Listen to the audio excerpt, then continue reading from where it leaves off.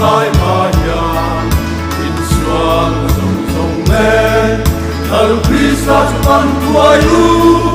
local uti o lam pa kan bom kan dil mai do suan ni pui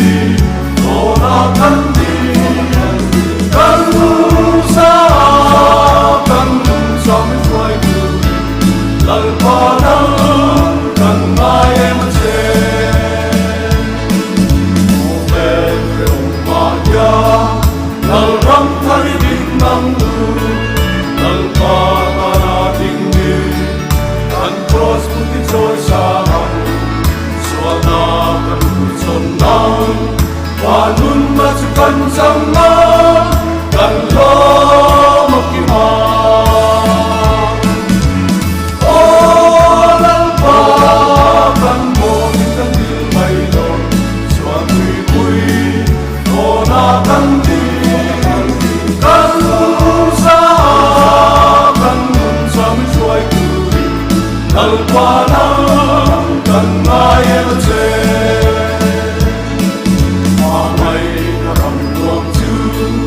Kantana ko sayani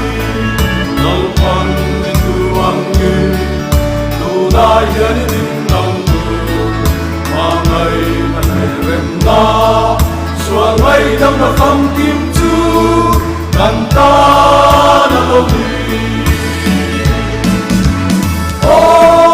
lang pa kan mo kan bilmay doon suangay pui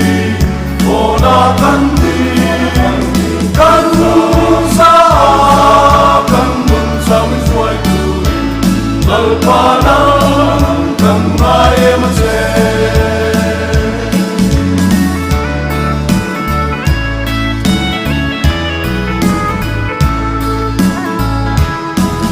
kan sai di harang